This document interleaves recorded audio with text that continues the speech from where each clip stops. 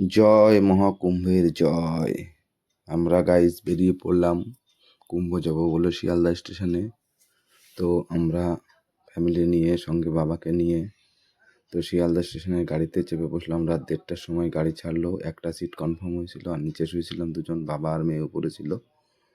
তো আমরা ট্রেনে চেপে, তখন রাত 1:30 বাজে।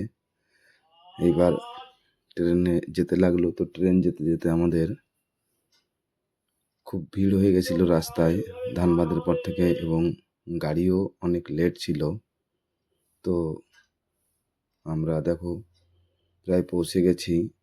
এই যে ভিডিও করেছিলাম ট্রেন থেকে, তো কত সুন্দর সাজিয়েছে, খুব সুন্দর লাগছে, এবং গঙ্গার ঘাটে সাজিয়েছে। তো আমরা ট্রেনের ভেতর থেকে ভিডিও করে নিয়েছিলাম। ট্রেনে ভিড়ও হয়েছিল খুব। তো আমরা নেমে গেলাম প্রয়াগরাজ স্টেশনে। দেখো প্রয়াগরাজ স্টেশনে ভিড় খুব বেশি ছিল না, যা ছিল তাও খারাপ ছিল না।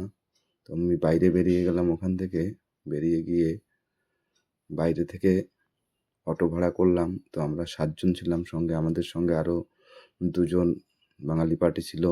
তো আমরা অটোতে চেপে বসলাম। আমাদের কাছ থেকে পার হেড 100 টাকা করে ভাড়া নিল, এবং আমাদের নিয়ে গঙ্গার ঘাটে পৌঁছে দিল। দেখো বাইকে করেও যাওয়া যাচ্ছে। তো বাইকে করে যেতে পার হেড 200-250 টাকা যেমন পাচ্ছে সেমন নিচ্ছে। তো আমরা গঙ্গা ঘাটে পৌঁছে গেলাম।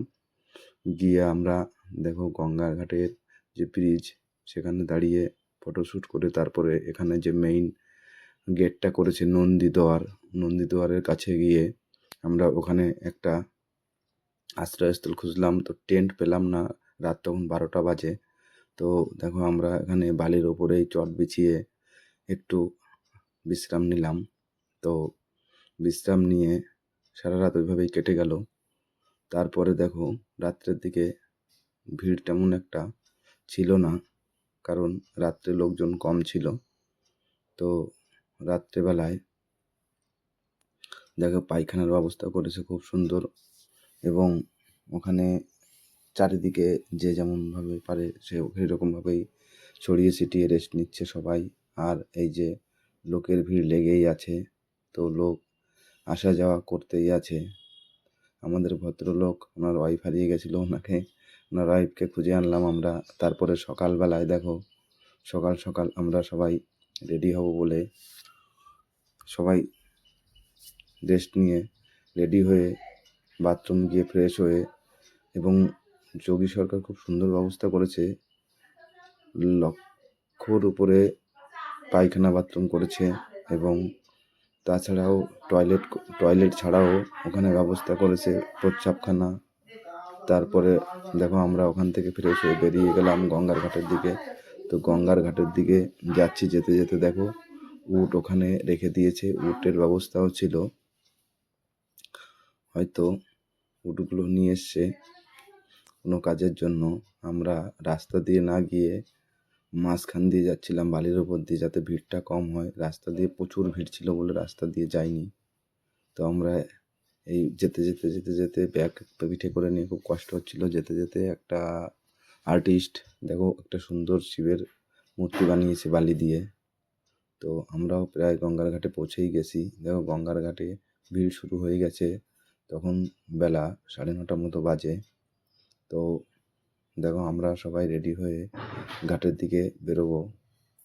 তো আমরাও রেডি হয়ে পড়লাম এবং ঘাটের দিকে বেরোলাম। তো দেখো ঘাটের কাছে পৌঁছবো। আমি এই যে আমার ড্রেসটা খুলে নিয়ে এখনই বেরিয়ে যাব। স্যান্ডো গেঞ্জি পরে গঙ্গার ঘাটে চলে গেলাম। দেখো ঘাটে অলরেডি সবাই স্নান শুরু করে দিয়েছে, আমরাও করব। এটা হচ্ছে ত্রিবেণী সঙ্গম, যেখানে স্নানটা হচ্ছে সেই গঙ্গা যমুনা সরস্বতীর মিলনস্থল। সামনেই হাজার হাজার লক্ষ লক্ষ লোক স্নান করছে এখানে।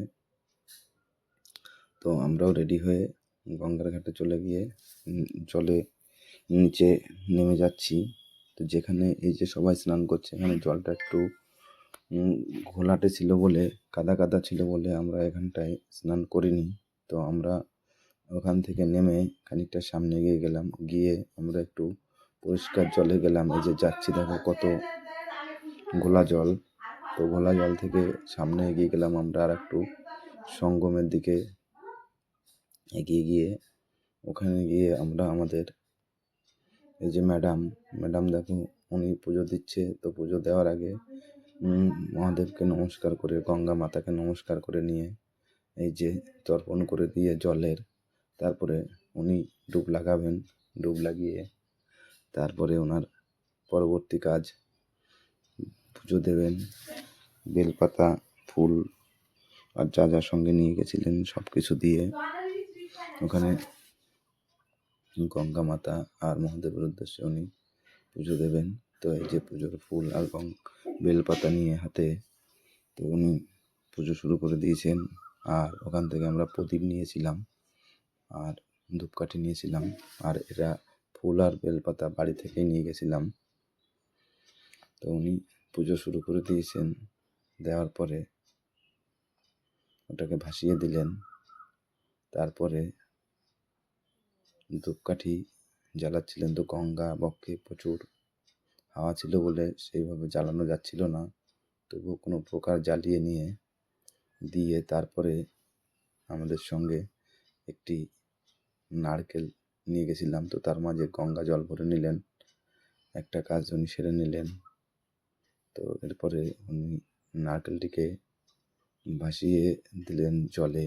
তো নারকেলটি যে ভেসে গেল, তারপরে আমরা পরবর্তী কাজ আমাদের পুজো দেওয়া শেষের পরে আমি তখনও স্নান করিনি, আর এদিকে সবাই স্নান করছে জলে। দেখো আমিও স্নান করব বলে এবার রেডি হয়ে গেলাম। তো স্নান করার আগে আমিও মহাদেবের উদ্দেশ্যে জল দিলাম, আর জল দিয়ে 3 বার দিয়ে তারপরে আমিও নমস্কার করে মহাদেব আর সূর্যদেবকে আর মা গঙ্গাকে নমস্কার জানিয়ে আমিও ডুব লাগালাম। তো এই যে কি শান্তি, এ শান্তি বলে বোঝানো যাবে না, সত্যি এক দারুণ শান্তি। তারপরে আমরা ফটোশ্যুট করলাম 3 জনে একসাথে মিলে। এবার শ্রেয়ার পালা। শ্রেয়া দেখো কি করে, শ্রেয়া তো ছোটো, তাই ও ডুব দিতে পারে না, তাই ওর মা ওকে জোর করে ডুব দেওয়ানোর চেষ্টা করছে, কিন্তু ও কিছুতেই রাজি হচ্ছে না। ঠিক আছে, দেখো আবারও চেষ্টা করছে জোর করে, তো রাজি হচ্ছে না শ্রেয়া। তো শ্রেয়াকে কোনো রকম ডুব দেওয়া হবে। তারপরে শ্রেয়াকে বললাম তুমিও তর্পণ করো পাপা। তা ও একটু তর্পণ করে নিল। নেওয়ার পরে তারপরে ও নিজে নিজে ও 2-1টা ডুব লাগালো, যতটা পারলো ডুব লাগিয়ে। দেখো ডুব লাগিয়ে তারপরে আমরা দুজনে মিলে আবার হাতে হাত ধরে ডুব লাগালাম। লাগিয়ে নমস্কার করে আমাদের স্নান মোটামুটি শেষ হয়ে গেছে। আমরা তারপরে উঠে গেলাম। উঠে রেডি হয়ে আমরা আবার আমাদের পরবর্তী গন্তব্য। তো একটা খুব সুন্দর যে আমরা নাগা সাধু দেখলাম। দেখো নাগা সাধু দেখে খুব আনন্দ লাভ হলো। এবার আমরা চলে এলাম গাড়ি করে প্ল্যাটফর্মের দিকে। তো আমাদের হাঁটতে হয়েছিল অনেকটা, 3 কিলোমিটার 4 কিলোমিটার মতো সঙ্গম থেকে হেঁটে এসে অটো ধরেছিলাম। এসে প্ল্যাটফর্মের কাছে দেখো শ্রেয়া নাচ করছে গাছতলায় বসে। শ্রেয়ার খুব আনন্দ হচ্ছিল। দেখো অনেক পুরনো নিম গাছ, বহু শতাব্দীর পুরনো নিম গাছ। পরবর্তীতে আমরা আমাদের পরবর্তী গন্তব্য স্টেশনের দিকে গেলাম, সুবেদারগঞ্জ। ওখান থেকে আমরা পরবর্তী গন্তব্য যাব বলে। তো তোমরা দেখতে থাকো বন্ধু, আর সবাই লাইক কমেন্ট করো, ভালো লাগলে শেয়ার করো। Thank you.